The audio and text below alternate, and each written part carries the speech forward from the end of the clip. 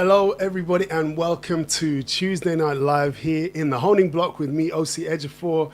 Welcome, welcome, welcome. I hope everybody's had a great week. I am excited about tonight's session. It is going to be absolutely amazing. This week is Mental Health Awareness Week. If you didn't know, it is there are a lot of things happening right now to try to help raise awareness about the realities of mental health, the fact that people do tend to struggle and often suffer in silence. Now, this can be something that affects many of us at different times for different reasons throughout our lives. And one thing that I am truly passionate about is helping people achieve their full potential. Now, the barrier to us achieving our full potential often begins in our minds.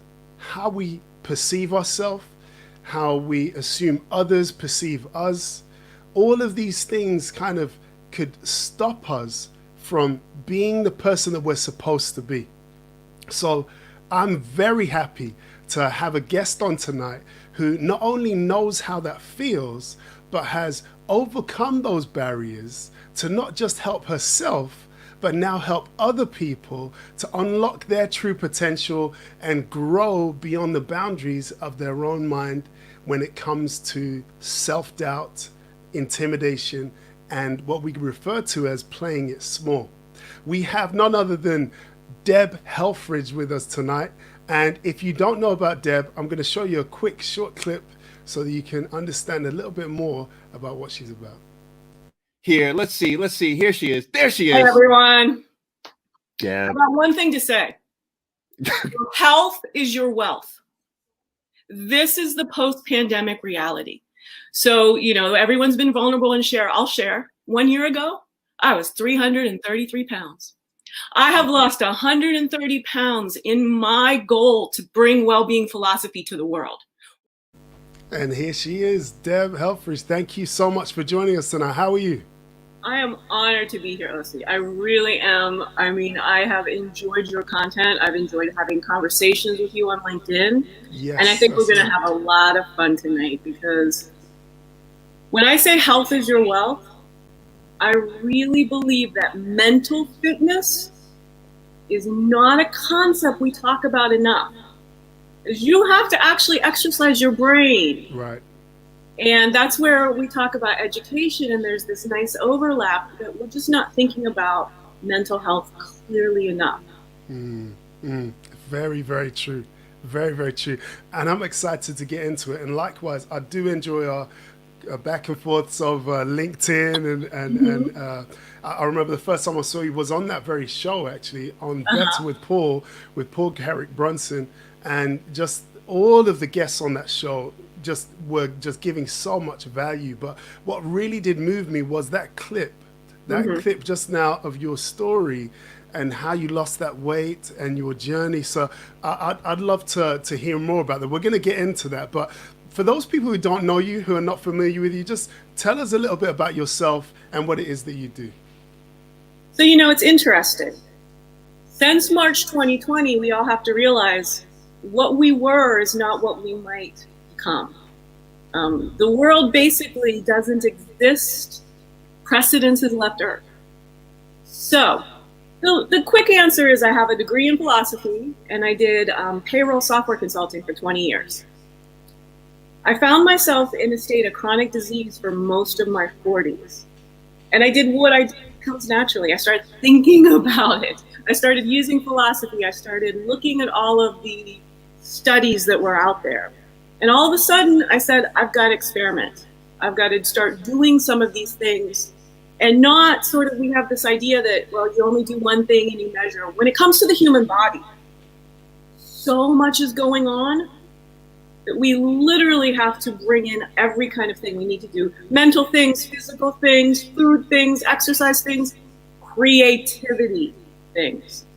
I would say if you were to ask the most crazy thing that I attribute to losing so much weight, it's getting into my creativity. It's to not letting the blocks of my education, which said, oh, you're smart, so you do this thing logically and analytically. When I started actually dancing and singing, it brought so much energy into my system that it completely changed my relationship with food. And there's a lot of other things that happen, but it's that thought process. We know it. We know that the placebo effect works. And I like to call it a lot of things that we sort of don't pay enough attention to placebo tools. When you're having a conversation with somebody and you have this aha moment, and then that person listening to you goes, "Oh, you nailed it. I think that's going to change everything." That reflection sticks with you more than if you had that thought in your own mind and you're talking to yourself and you keep talking to yourself and you keep talking to yourself.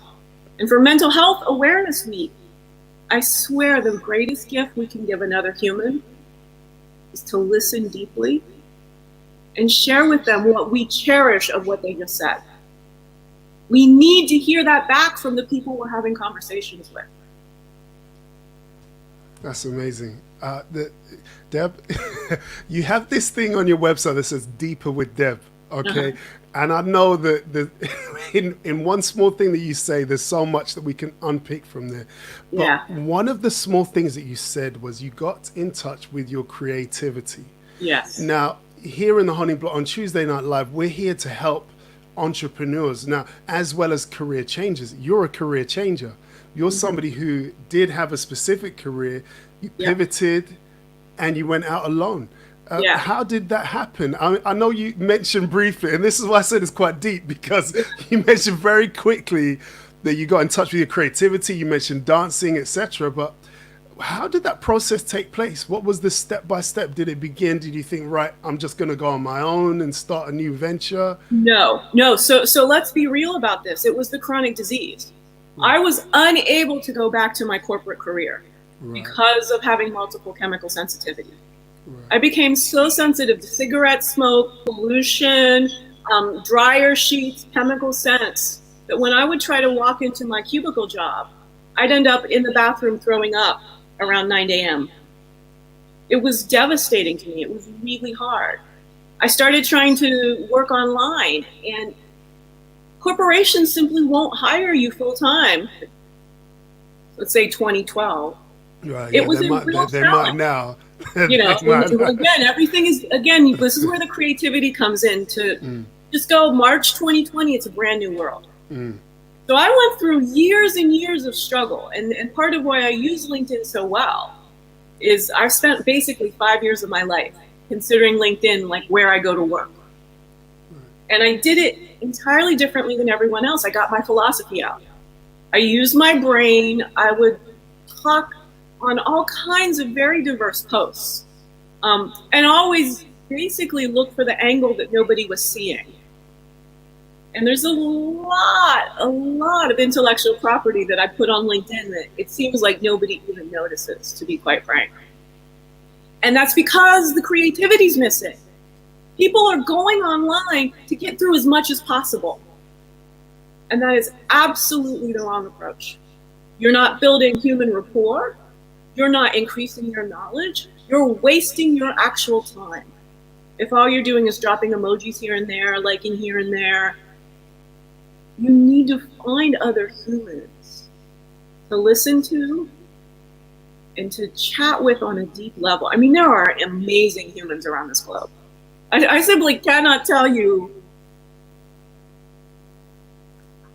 I show up on LinkedIn and something will come up and I'll be like, let me ask my friend in Botswana. And then I found out that Botswana has only had one death and that they are managing this crisis very well. I can't stop talking about it now. My friend Belopi, poor guy, probably is like, leave me alone. But he's not. He's actually thanking me because I'm constantly saying all these messages we're getting for the media, there is an actual success story right in Africa. And we need to know that. We can't let the media, with all of the negativity, drain our possibilities. So it's really important to me that when you're on LinkedIn, when you're on any social media, but especially LinkedIn, you should be there for your career. And many of us, just like me, my chronic disease forced me to have to like reinvent how to work. And the virus is going to help everyone else on the globe be in that position as well. if not right now, companies are going to go bankrupt over this next year. And everyone needs to start thinking clearly about the future of their family. And it comes down to doing things like this, putting on a web series, and learning how to use new technology, learning how to create evergreen content. It's just going to be here forever and ever and ever. I know a lot of the people that get on these broadcasts say the same things. And they spend an incredible amount of time dialing things down into little itty bitty 10 steps. Your life doesn't work like that, and you know it. You know you've been sold a bunch of fluff. You're going to have to get deep into your own creativity, deep into what makes you want to wake up every morning. And then come along with Paul Carrick-Brunson, Better with Paul. There's a graduate education happening 2 times a week in entrepreneurship. Whether or not you still want to keep your job and just have a side gig, or you're ready to go full in. I mean, he is teaching us how to become entrepreneurs. And I've actually pivoted. I call it soulpreneurship. Yeah, and we see that from your website now. Talk to us about that journey of that pivot, because we say it in one word. You've told us the kind of the why it happened. So yes. How did you find that journey? Was it a big step for you? Was it daunting? Did you find it easy? Was it like a natural progression? I'm going to say both. So on the tech side, because I was a software consultant, I've made my own website. There's not a pixel on my website that I'm not responsible for, whether it's my landscape photography or my graphic design. So that was, again, when you were trying to build a customer base, I got my creativity out and I used my tech background that again, all anyone says is, we've never seen, it's not a template. My website has nothing to do with a template. It's completely unique and it sells my value.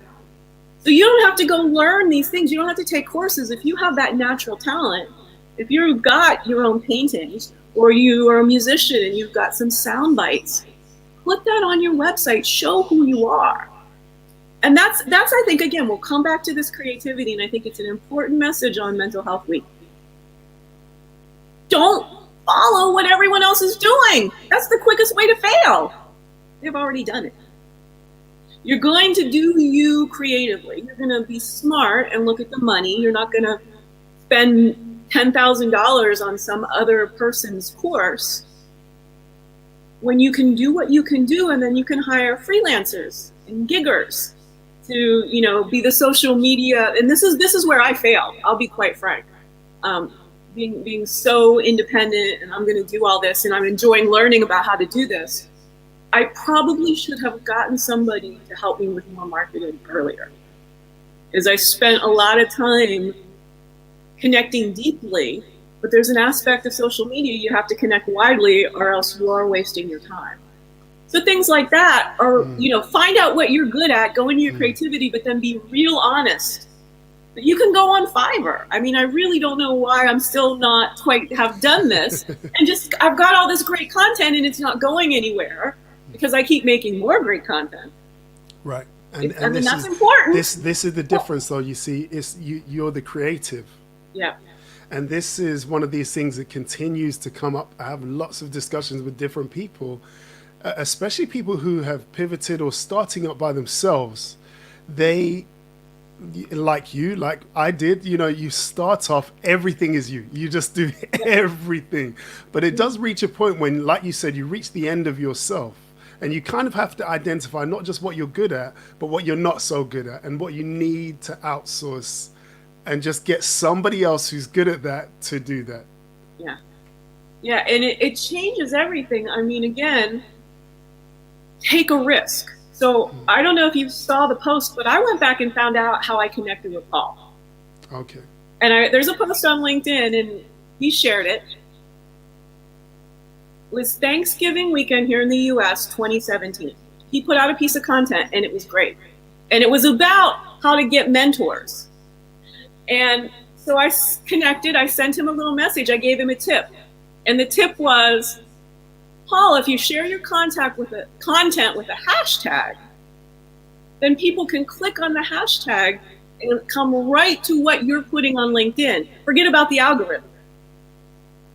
2017. Right. This is what I said to him. He said, "That is a great thing, Deb. I think I'll use #KnowledgeShare." And I said, "Wonderful. I'll keep looking for it. Have a lovely long weekend with your family." Wow. Let me finish. Yeah, so this was November 2017. I did not send another direct message to Paul Carrick Brunson until March 2020. And then I was on the broadcast within a few weeks. Wow. And what I did was tell him, hey, if somebody manages to have a scheduling problem and you have a spare slot, I can figure out how to make philosophy apply to any topic you're doing. Wow. Wow. And I got him so much that, of course, he actually built a program. He's like, I know philosophy, there's purpose. I was like, I can see it. I've got some other experts. I'm gonna get you on a panel. Stay put, I'll get back to you. Wow. And I think that story, and again, there was a lot of commenting conversations between me and Paul in public on LinkedIn, helping me, him, and everyone else. You see, too many people want to go directly to the mentors, directly to the influencers, directly to the thought leaders, and go me, me, me, me, me. The way to get noticed is to add value to their community. And again, we're seeing, I just care. I just care about #TryPCB. And it enriches my life so much to give in that way, which is precisely what Paul is modeling, is if you step away from yourself, so you're the solopreneur, and Paul is as well. We're being forced with the lowest common denominator content on LinkedIn and on other media platforms. Here's the pathway, here's what you must do it like this. Go with your heart. Find the people who you enjoy communicating with, find the needs, and then iterate, start solving them. So I first said, do #Paul Carrick Brunson.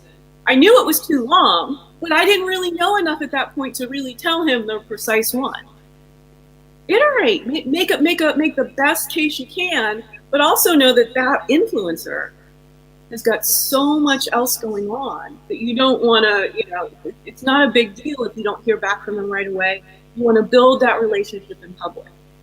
Show what you have. And again, Paul said in the intro, my comments are pretty good. I work on them. I see them as being my job. I'm not there just to spout off. But why he actually paid attention to me was how much I would comment to other people. So I wasn't just trying to go, hey, Paul, hey, Paul, hey, Paul. I was like, there's other people who are offering really good advice or having questions. I know this man can't answer 1,000 comments. I have some insight that might be able to help this person with the question, and Paul might not get to it. There is so much strategy that people are just not seeing because all we do is listen to the same people over and over and over again. That's about mental fitness, and it's about entrepreneurial creativity. Right. And again, so much in there. I think that, there's so many different layers to what you've just said regarding giving and that outward focus, because when it comes to comments, when it comes to sharing, when it comes to liking, we kind of have an egocentric focus when it comes to those types of things. We don't necessarily think about other people. And it's interesting hearing you speak like this, because I do this thing where I have these kind of I choose 3 accounts like once a week, and I say, follow these 3 people. Yeah. Just people who I appreciate. And I know that maybe others need to hear about them. Nobody knows about them, but maybe people in my network need to hear about them. Yes. I'm happy to do that. I mean, it's not necessarily a game, but I don't often come across people that think like that. And that's refreshing to hear. It really is, because that giving opened up a door to yourself. It changed my life. I mean, and it's been not even 1 month. It was April 17th. And everything about my days, about my focus. And you know that old saying, when you need to learn something, teach it, which is what Paul excels at. So being on that purpose broadcast, I had my philosophy mind. I had all this complexity, you know, I had notes and all this kind of things, but actually preparing for that broadcast and being on it and then receiving so much feedback, I dialed my purpose in so incredibly, well, it's broad, but it's also specific. I was born to unite the globe. And here I am. Here you are, and here you are. Indeed, indeed. And, you know, I really appreciate everything you've shared so far.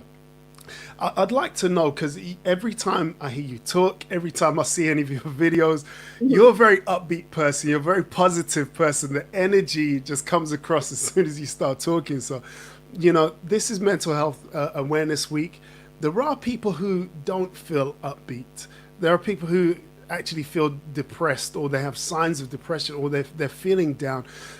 What are some ways that maybe you yourself try to keep yourself in that? Because everybody, we're all human, you know, so it's not to say that you will never have down days, but what do you do to pop yourself back up to that level? And what advice would you give to people who are watching this to help them out? So, you know, it comes back again to my story. This is brand new to me.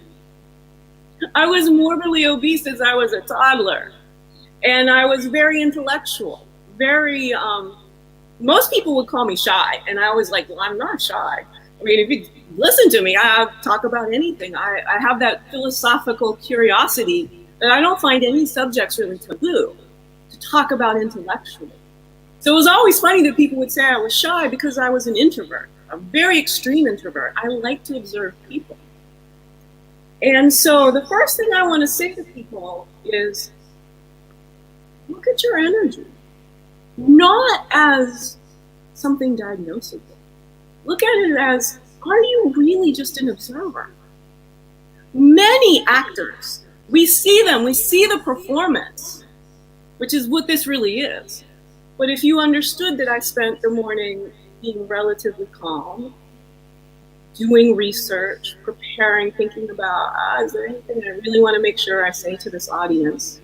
I've blocked off some time now. I'm gonna have a nice, it's lunch here, I'm in Seattle. So I'll go have some lunch, I'll take the time off. One thing I would guarantee you is that you're probably pressing your body into the 40-hour work week, which is really a 60-hour work week now that everyone has phones. And so you're probably physically exhausted when you think you're mentally drained. You cannot separate mental fitness from physical fitness. They go both ways, back and forth. And the way we built cubicle work is exceedingly draining. So again, that I had a chronic disease and I had to work from home. When I started having this change, I could just go and turn on YouTube and dance to one of my favorite songs. That 5 minutes of creative energy would take me away from, now what do I do? I'm not making any money. I don't have enough clients. You know, we all have those thoughts. Interrupt those thoughts with creativity. Whether it's doodling during a meeting, again, the music and the dance are incredibly important because you get both. You get the mental and the physical benefit. I think in the times of pandemics, for us of a certain age, go back to the music of your youth. I mean, one of the things that I have been listening to nonstop is Prince's 3D set Emancipation. And I find it to be incredibly motivating to change the world. You'll have something like that. You find these little pockets in your day, and then you'll realize it's natural to have these feelings, especially with what the world is going through right now. It's completely overwhelming. Honor those feelings, and they'll go away, and you'll be able to come back and focus and take care of your family, take care of your financial future. But if you put them aside and pretend like other people aren't having those problems, or other people deal with them better, well, now you it's like this to-do list that you never quite cross off. Every emotion has a purpose. That's something that our modern society has sort of downgraded. If you express them, if you feel them, they don't linger. When you try to subject them, when you try to say, oh, I'll never have feelings like that, in a world that's gone crazy, you're going to be sad, you're going to have grief, you're going to know somebody who's actually died. You're going to know people who don't quite know how to feed their families. You can have a lot of energy and be realistic. I mean, that is a case that, again, we're very either or, we're very linear, but being a human, that's complexity. And we need to own how complex it is to be a human in 2020. Wow. Deeper with Deb. Quite seriously, you know, there are so many things inside that really make me think about different scenarios with people. So you mentioned music. Everybody has that song that they kind of just want to cut loose to. However, there are many barriers that exist, especially in the adult mind, to fully expressing yourself. And I come across them, you come across them, we all come across them.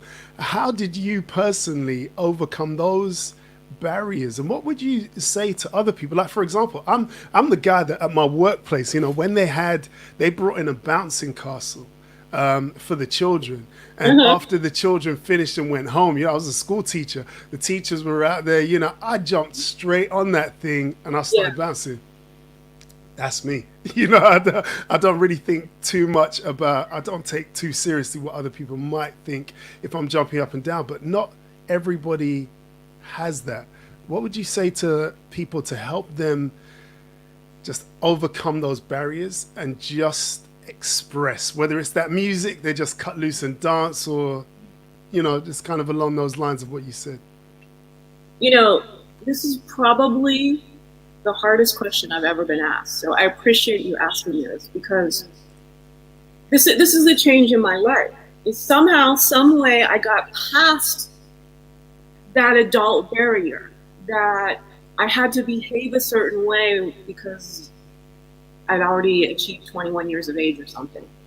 And being a larger person, there were a lot of societal pressures to not move around, to not be happy, and there were just so many layers of society saying, don't have fun in life, don't play.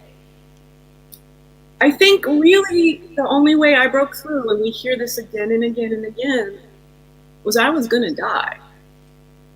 We hit rock bottom, and whether that's, you know, getting fired from a job just after we made a big purchase like a house, or, you know, getting a big promotion and then the company goes bankrupt. I mean, time after time, what we find is, as adults, we just can't figure out how to get into our own joy, our playfulness, until life says that's all you got.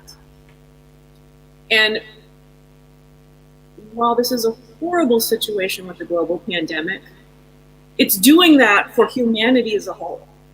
You're either going to figure out how to be playful and creative, because there's no rules anymore. There really aren't. It's how long it will take for certain rules to go away, which ones will disappear this summer, will our kids even get to go back to school in the fall? It's a lot to think about. When you think about it creatively, and when you say, look, who are the adults? Who's gonna, let's give an example.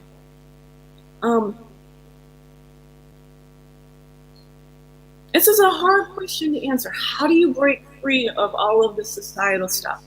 I have a big concern about masks right now. We're in mask mania. Everyone believes that's the solution. Put a mask on. But here in America, we live in a society where Black men do not go out with a mask on, especially if they're wearing a hoodie. We don't have a society where we're all treated equal. So this whole concept of what everyone must wear a mask, but yet if many of our citizens had worn a mask in February, their lives would have been in jeopardy.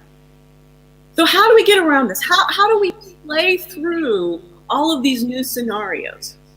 Well, the answer is, if you're smiling, if you're carrying around a balloon, or I don't really know what everyone's specific answer is, but you find that creativity within yourself to just go, I got to be happy. I got to not take this out on other humans that I'm interacting with. The more jokes you have, you know, if you need to get like a joke book off the internet and just like have 5 jokes to be telling people when you're standing 10 feet away shouting at them because we're all physical, you know, it's really interesting that there's so much more shouting going on now. And you come home and your throat is sore and you're like, did I catch something? And then you realize you were shouting at everyone you talk to. That's playfulness in it. It's seeing the truth of the situation, but also going, no, I didn't catch the virus like that. My throat is sore because I've been shouting at people across the road. Mm. It's as simple as that, actually. So we think creativity, we think, you know, major works of art, we think all this stuff, but creativity is changing how our mind looks at a difficult situation. Right. And this is really the key. It's just kind of finding that playfulness, that thing that kind of nuanced, intricate detail that for you brings some kind of release, some kind of expression to help you out of that situation. And I think this is different for many people. This, you know, you've heard me speak on LinkedIn about the different types of intelligences. Yes. Because I'm very, very passionate about people not just consuming information. And when I say consuming information, I'm talking about self-help. You know, there's a lot of self-help books out there. Many people, if they added up all the money that they've spent on books and videos and seminars and webinars, etc., and they just kind of put that to one side and then looked at the change in their life in comparison, I don't think it would be an even balance. And the reality is every single one of those things should propel someone forward. So I'm an advocate of people actually knowing their own strength. And as you were talking just now, you mentioned the different ways that individuals will see things. Mm-hmm. So I guess, you know, because we've spoken, you know your preferred learning style, right? So you know that. There are some people out there that don't know that. You know, what do you have to say to them in terms of maybe an encouragement or a direction in terms of the importance of knowing what makes you tick as an individual, knowing what, you know, makes you happy, etc.? So I'm doing it right now. Okay. I'm doing more embodiment, more somatic movement. You know, you've read all those books and you keep it in your mind like you're going to need to just regurgitate it, memorization for quiz. You got to start behaving. So I'm actually on a yoga ball. And if I need to start bouncing a little bit, if I get excited, or if I find my energy draining, I mean, again, is it time for lunch? Well, just move a little bit. This is one of the horrific things that happened in the education that I got in the 70s. Instead of being active children, you got stuck in very hard desks and you were punished for just being a little over exaggerating when you knew the answer. Please call me. Even in our media, in the TV, we make fun of kids who are really like that. But this, again, it doesn't fit in a cubicle. But look at this. There is something to this ability to be flexible and move around. And if you're reading a book and all you do is read and you sit still, because that's sort of what we need for our eyes, but you haven't integrated the knowledge into your behavior. You don't know how to act it out. I'll tell you, one of the things I did as a child that I am really impressed with myself with. And we're not supposed to be impressed with ourselves. So again, there was this thing, oh, Deb, you can't possibly be egotistical and say that you knew as a kid that this was really smart. But I did know it was really smart. I didn't study. I instead would explain what was going to be on the test to other kids. And if I could do that, why would I need to study? Why would I need to go be alone by myself and read if somebody was asking a question and I had all the answers that the teacher had? So that sort of thing that I actually thought so philosophically as a girl, and saw that if I could be the TA, I didn't need to worry about passing the exam. You see, there's a lot more ways of being intelligent than just memorization. There's acting things out. And again, a lot of kids want to do this. They want to come home from school and they want to put on a little play and teach their parents how, geography works. Let them do it. Let them build a model of Africa and then show you where all of the different countries are. The movement, the doing of it changes behavior. Putting words in our brain and memorizing it. It's like being on a treadmill for mental fitness. Treadmills are there as extreme measures. But we're mostly supposed to be out in the wild, moving around, doing all kinds of different movements. The more you do just one repetitive motion, the less likely you are to keep your brain, your neurons, which are supposed to have this great plasticity. If your body does the same thing every day, your mind starts doing the same. And if everything you say, every conversation you have, well, times are tough. Or that's I don't think that our society likes to do it that way. Or the grown-ups won't agree with that. You see, my whole energy changes when I think about how much we repeat the same sentences to each other over and over and over again. And it's really, once you notice it, it's very painful. Here I am, I've gotten all these great ideas, and I really do believe that I can unite the globe. And that when I'm thinking philosophical about this virus, I can help people be well, save their families this summer from potential exposures, infections, and things like that. And what happens a lot is people are like, well, I wish it would be like that. I wish people could see it how you see it. Well, right there, they've stopped themselves from letting that information, that burst of insight, they've literally put up the wall the second I've said, here's a new way to look at it. You've got to catch yourself in your patterns of language, in your patterns of thinking, in your patterns of doing the same thing every day. Here's again where the virus has done us a real solid. Nothing's the same. We're all experiencing this thing. Time doesn't seem to actually exist anymore. It's a real crazy situation. Now that the kids are being homeschooled, now that you're constantly having to check back in with people, I'm connecting with all of my old college friends. Sometimes we catch up right away. Other times it's 3 to 4 weeks and they're I'm so sorry. It's I don't know what's happened. And I'm I get it. Time is different now that we're having to contend with a world of entirely new questions. This comes back to your mental health depends on putting creativity first. Because how are you supposed to answer brand new questions? If not with innovation, if not with, okay, what really matters here? Life-centric decision making. And I have a full principle that I call evolutionary logic, which is essentially, if we look at evolution, it's the most researched intelligence that exists out there. We're here. The fact that humans are here proves that evolution's got some tricks. And what the trick of evolution is iteration. The trick is inclusivity. It's let's try. Let's create. How did a gecko become an eagle?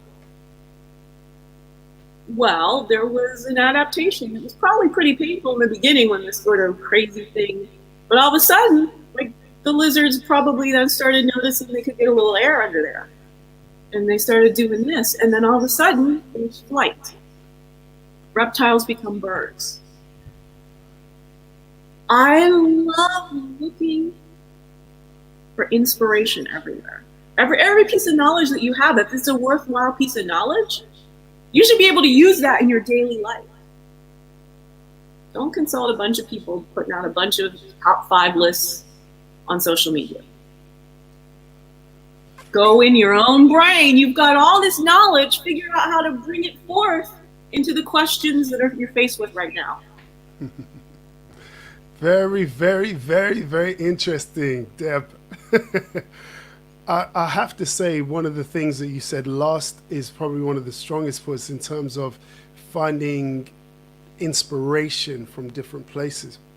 My brother-in-law, he's a graphic designer. He designs for all of these top-end companies, etc. But he often tells me that because he works alone, often in front of a computer for very many hours, and there's certain times when he's trying to be creative, but he just can't. And he tells me that he actually comes away from the computer, he goes outside, he just does something totally the opposite of what he's been doing, and then all of a sudden he'll find inspiration. So to hear you say that, it reminded me of that, and it's kind of just thinking about the fact that, okay, yes, we do have troubled situations, we do have troubled times, it can be very difficult, but if we try to look at things slightly different, even from where we are, I think I always tell people that, you know, you go through dark times, but you don't realize the sun is shining on your back. You're facing the shadow. Right. And all you need to do is turn around. It's just changing the position from where you are, not necessarily changing everything around you, but just changing your own perspective. I think that's very fascinating. I also love the fact that you're sitting on a Swiss ball. I love that. I tell you, and most of the time people don't get it. But then if I do, like, you know, we hit a point when there's like, it's gotten deep, like that deep, I will find myself just putting a little bit more movement into it. And that was, you know, the somatic intelligences were totally not part of my early education. Right. And I'm firmly going to, for the rest of my life, say we can't do that to kids anymore. So now that we're in this point where we're going to be doing a lot of virtual education, I'm constantly speaking up. Hey, it's great, but we've got to figure out how those kids get embodied. How do they do behaviors that don't make this just this screen to screen time? Because then when you go out in the world and you're confronted with like a situation with real humans and there's all this dynamics, and you're used to like screens when people are on their best behaviors, when people are sitting, you know, I can't get out of the way of the camera or anything. You know, it's very much the same situation of being stuck in a really hard, tiny desk where you're not supposed to move and you're supposed to be quiet because it's easier for the teacher. We got to make sure that even as we're doing the online learning, that the kids have some way to keep moving. You know, one of my favorite things about the pandemic is Debbie Allen doing IG Lives teaching dance. She's just incredible. It's just, I love it. I pop in all the time and get a little move going on. Keeping the kids moving, not having them focus in on a screen too much, too long, is, I mean, it's a challenge. I understand the parents. I don't quite know how to make that happen. But it's, again, there's such simple things one can do. All right. I always have massage balls around. So this is, again, give your kids things to play with their hands while they're learning. This sort of thing. Sorry. Can I need to stop you there, because you're talking about the kids. I want one of those. You know, I think this is great. This is great for adults. You know, I mean, it totally it's these small things that make the difference, though, isn't it? Because you're working, you're focused on your work, and you might be feeling a bit agitated. I need to get one of those. Yeah, and for carpal tunnel. So, you know, again, you've really been like intensely typing out something really important. It's going to change your business. Well, you come over and just get a little looseness, right? You pull those hands out. Because it really is the case that when we're in physical discomfort, we end up in mental discomfort. It's always afferent and efferent. It's always sensory information into the body, and the body doing something back out, and back in and back out. Everything's a circuit. The zeros and ones for those of us who are tech people. The body works like that. Now there's an infinite number of loops of information going back and forth and back and forth. And the more that you are actually able to move in a fluid way, which means turning off your adult sort of what are people going to think? Because you all know that people are going to watch this and they're going to watch it again. They're going, what is Deb doing? Nobody else is doing this. And what else do I got to play with here? So this bigger one is what I roll underneath my feet. So you can see it's right up here because my dog likes to play with it, and so she'll take my football away. But this is, again, I mean, rolling this on the balls of your feet.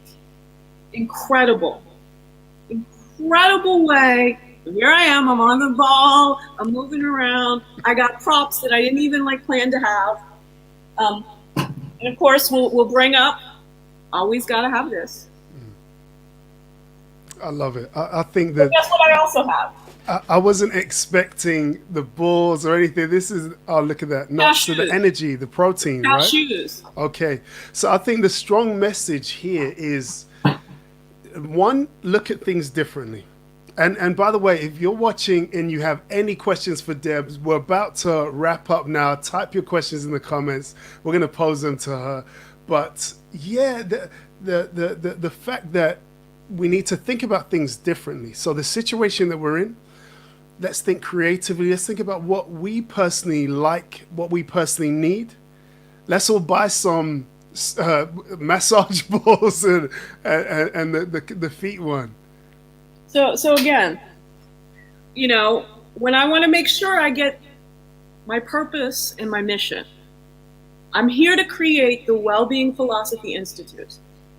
I want to make clear thinking a necessary global public good. The reason the virus is killing so many people is less about the virus. I mean, it's deadly, but it's the human response, the irresponsibleness of the virus. When you get focused and you have all these lovely things and you make different colors, and it's one is for personal, one is for business, and you know, green is my thing. Green pens, I love them. There's nothing that makes me more happy than to have people go, why does she have a green pen? Of course she's got a green pen. These kinds of play, adults. What is the purpose of life if it's not to have fun? Drop the mic. Make all kinds of sounds, there right? Like kids would do that. Kids would do that. That's right. Right, because here's the thing. Drop the mic, out the box thinking. We repeat these things over and over again. They've become so routine that we're defeating the purpose of what we're actually trying to communicate. My phrase, outside the tetrahedron. Okay. Right? Why has nobody invented that we should be always being outside of different things? That's the whole purpose of what we're trying to convey that people should be doing, but then we're all inside the same cubicle box again and again. Absolutely amazing. Deb, thank you so much for everything that you've shared. There are so many practical tips for all the entrepreneurs, all the potential career changers, all the career changers out there that have been watching this interview.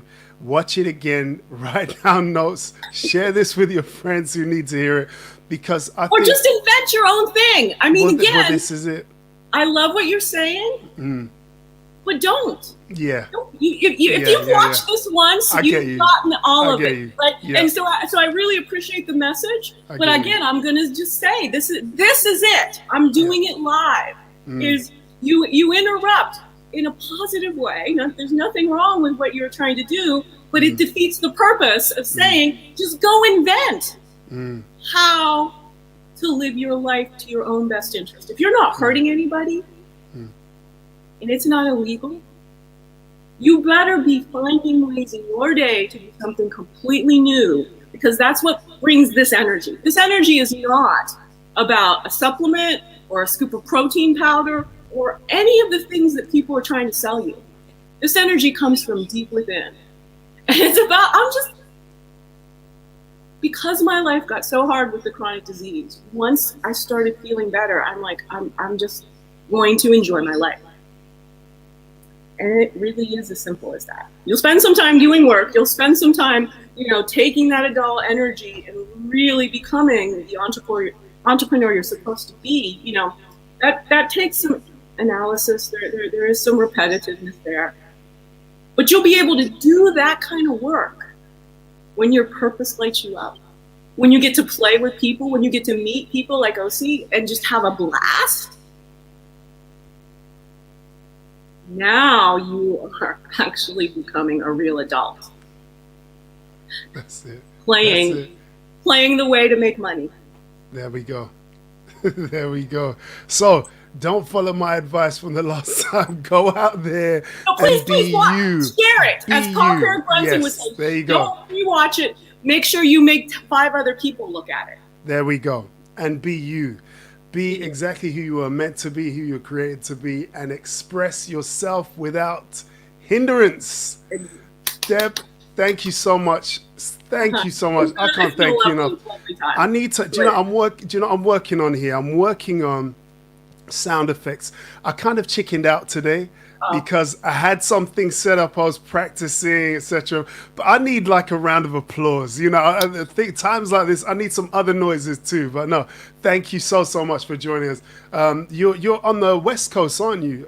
Yes, I am. I'm in the greater Seattle area. That's right. Yes. So I know that it's still early afternoon there, so you've got the rest of the day ahead of you. But thank you so much for taking time out and joining us today. Really appreciate it. It was a real pleasure. It really was, and I'll come back. Excellent. Yeah, I'll be happy to have you back. Fun. I'm sure we can do this again and again and again. Definitely, most definitely. Well, thank you so much, Deb. Everybody say goodbye. We're gonna see Deb the next time she's on the show. But guys, I hope you've enjoyed today's show. I really am passionate about people being themselves and not hiding, not pretending to be somebody else. And this is how people can unlock their potential. I talk about people growing their potential all the time. This is how we can do it. Just be who you're meant to be and be great.